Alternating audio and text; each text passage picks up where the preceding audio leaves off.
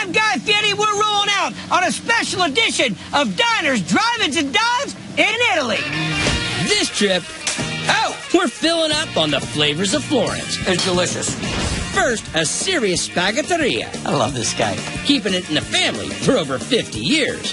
Great food with great people. You're the perfect example. Then, a second-generation chef. You're a character, man. Dishing out his own twist on tradition. I've never had a pasta like that. Plus, a fiery, fresh pizzeria. Eesh, you load that up. Piling on a true Italian experience. Oh, that's killer, man. From pasta to pollo. The original chicken nugget. Get ready for some of the best on the boot. Oh, 2 forks? Yeah, you think that's what I need, huh?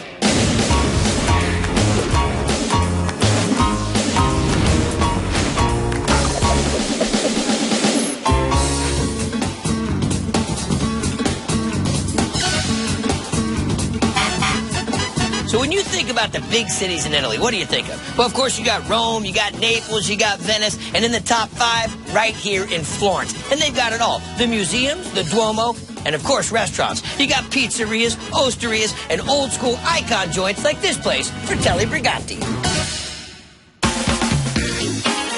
This is not tourist restaurant, but this is Italian restaurant for Italian people. Everything they do is fresh. Pronto? The food is very good. It's homemade every day. By this guy, chef and owner, Lido Briganti. His dad opened the place in 1960, raising his 4 sons in the biz. And today, Lido's daughter, Emma, follows the family tradition. It's a cool name, Fratelli Briganti. Brothers of Briganti. A name that literally means bandito, or bandit. Okay. Bravo. Bandito. But no bad guys here, just happy customers. How long have you been coming here? 40 years. Spaghettini pomodoro fresco. My favorite dish is spaghetti with tomato, and they're very known about this dish in this restaurant. So what are we going to make? The spaghettino dei briganti. The spaghetti of the house. Yeah. Okay, let's go. We're gonna remove the skin from the tomatoes. Okay. Where did you learn to cook, chef? Dove ho imparato a cucinare? A guardare ho rubato il mestiere. He stole the job, looking his brothers and his father, and then... So he watched his brothers and his father, so he stole the job from them. I love this guy. Now we put them in the colander. So let the water drain out a little bit. Okay. Next. Cut the garlic. Basilico. Okay. A little bit of salt. Olive oil. And that's the whole foundation of this. Andiamo. He's the boss. Okay. Oh! Now, the pasta that has a little bit of texture to the outside of it. It's not thin and sheeny. And that's the difference, I think, in really great pasta. Oh, so it goes right to the plate, huh? All 3 of us are eating, I guess. Chili flakes. Parmesan cheese. Olio. Okay. Olive oil. Very good. Oh, 2 forks? Yeah, you think that's what I need, huh? Now he's Mr. Funny Funny. I've had the exact same dish in a lot of Italian restaurants. Ho detto, ho mangiato la stessa cosa in tanti altri ristoranti No, italiani. non è possibile. But the flavor isn't as fresh. Non ha lo stesso sapore. Certo. The tomatoes taste like triple the flavor of tomatoes. The basil's sweet. The cheese is a little bit salty. I knew it was going to be great, but it shouldn't taste that phenomenal. But it really does. Fantastic. For the guy that didn't say anything or understand what I was saying, now for some reason that Rosetta Stone just came through. Fratelli. It's a simple dish, but it's really delicious. Here we go. What makes it taste so good? The first thing is the fresh tomato, and the second one is the oil that they use. I like Fratelli Briganti because everything is fresh and good. And just because it's Italian doesn't mean this joint is only about pasta. Pollo frito. It's delicious. When we come back, we're digging into this local take on an American favorite. This takes fried chicken to a whole new level. Here in Florence, Italy, we're parked at Fratelli Briganti, a family-owned landmark that's been serving up some real-deal Italian since the 1960s. Is this truly authentic Italian? Without question. That's because this guy's in charge. 2 mezzi spaghettini. Lido Brigante, who's worked here with his 3 brothers since he was a kid. Same smile now. It's the same smile there. You always wanted to be in the restaurant business? Hai sempre voluto stare nei ristoranti? Sì. Yes. Aye! And part of his menu is a familiar American dish, but with an Italian spin. Pollo fritto. I'm having fried chicken with fried vegetables. It's a really crunchy chicken, and inside the meat is really soft. What are we going to cook next? Pollo fritto. Fried chicken. Fried chicken. This I got to see. That's what we're going to do, is we're just going to hack this poor chicken, the original chicken nugget. What's next, chef? Che si fa dopo? La farina. All right. Look at how golden that yolk is. Organic? Yeah. Salt. Sì, sì. È un buon secondo. Che dire su chef? I knew that's what he said. A buon secondo means he's a good second. Yeah. That's awesome. All right. Now we're going to work on the vegetables. Lavoriamo. Sì, sì, sì. Zucchini. The artichokes. Hey, Papas. Grazie. Ok. We're going to make a little batter with some egg and some flour, little touch of some salt. Acqua frizzata. Sparkling water. So the veggies go in. And so here's the thing with the sparkling water is it adds a little carbonation to it, which makes the batter nice and light. Oil's hot. So the artichokes. Zucchini. Papas. It's beautiful. The oil was super hot, but he was able to put everything in the correct order, and it all comes out perfectly. Chef, it's very beautiful. Dice molto bello. È molto bello, lo so. He knows. When did I lose control of my show? It's hot. The chicken's outrageous. It's not overly seasoned. It's just tender, juicy chicken. E il pollo è stupendo, buonissimo. And then the artichokes. It's not oily. It's not greasy. Cooked perfectly. Real flavors. You don't need to dip this in anything. Potatoes are cut perfectly. I mean, everything is in balance. Outrageous. Buonissimo. Eccellente. Oh, bandito! Enjoy. Chicken is crispy and soft. I like it very much. It's very delicious. If people want to have a good Italian dinner, they have to come to Fratelli Briganti restaurant because it's a real Italian kitchen. Here's the thing. When I told everybody that I'm coming to Florence because it's great people with great food, you're the perfect example. Sei l'esempio perfetto di un posto bello, con gente bella, insomma, bello. And he's the example. Ma lui tornerà, non credo. Will you be back? Non Will you tornerà. come back? No, non tornerà. Will you back? No, don't come back. I tell you, you gotta watch out for the bandit. Up next, a chef who's mixing things up The term was bubbly nice. Bubbly nice. and taking local to a whole new level. When you're cooking in here, Yeah. this is your view.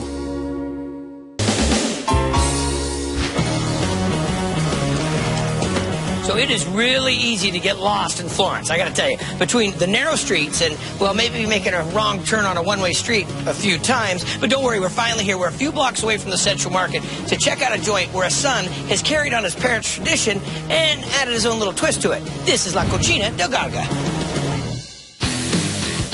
Tagliatelle dell'imperatore. It's local, it's Tuscan, delicious. It's just sublime. Florentine food is micro-regional. Everybody cooks with what they have around them. And for Chef Alessandro Gargani, it's a quick walk to the market This is my garden. or stepping out the back door. You need a fresh herb, you just go right there and grab it. Just it. This fresh fixation comes from growing up in the biz. Alessandro's parents opened their first restaurant in 1979, This is the second coming of Garga. and he took over this place in 2010. The food here is great. At times I'm reluctant to try new things. Not here. Farfalle with pistachio sauce. It's my favorite thing. Okay, chef, what are we making? We're making the farfalle with the pistachio pesto. We're gonna do fresh pasta. Fantastic, let's go. We have here semolina flour, 2. We're gonna make a hole in the middle, 2 cracked eggs, salt, and oil. Scramble the eggs inside. Can't tell that he's made it 900,000 times or anything. We're gonna use this magic tool. This is a magic tool? Yeah, because it helps you not getting your hands so messy. But now, it's time to get messy.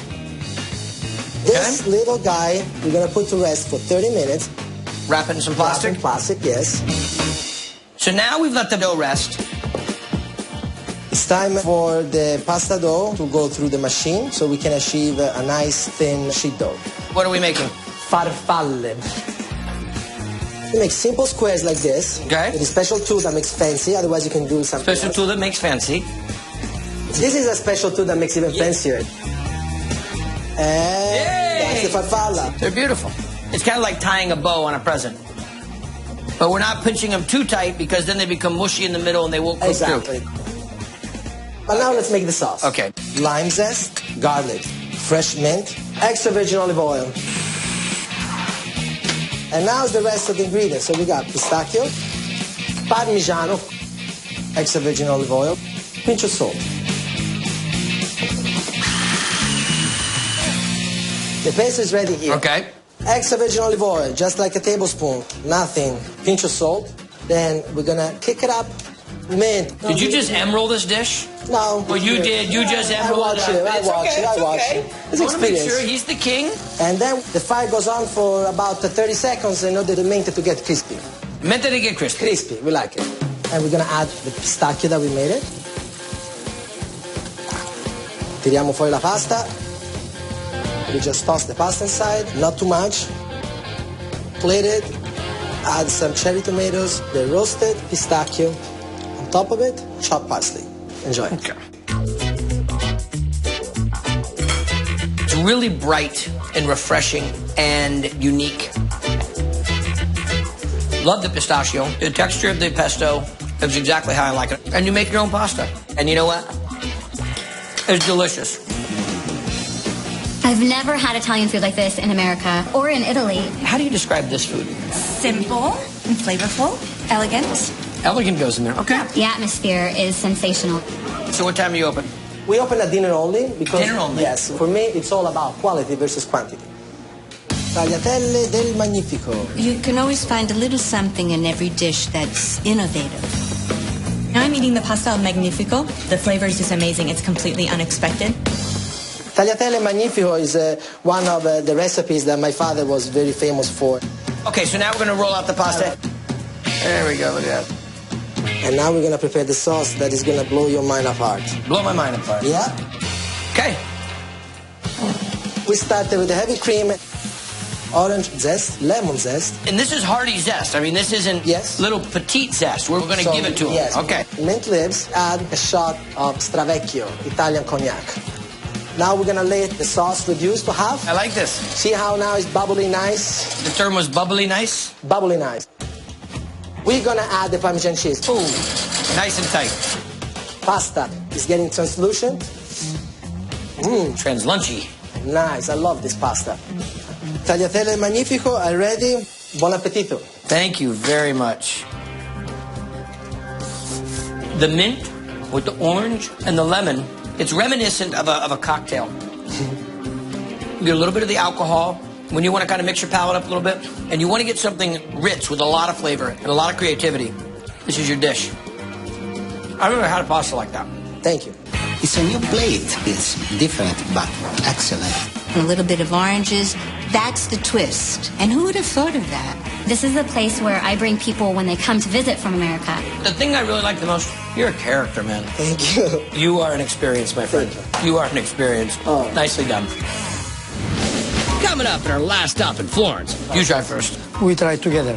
A taste of a different Italian city. So you get this salami from Naples. Yeah, everything is from Naples. Fired up, old school style. I'd love to do the show for you and everything, but I got wood I got to work.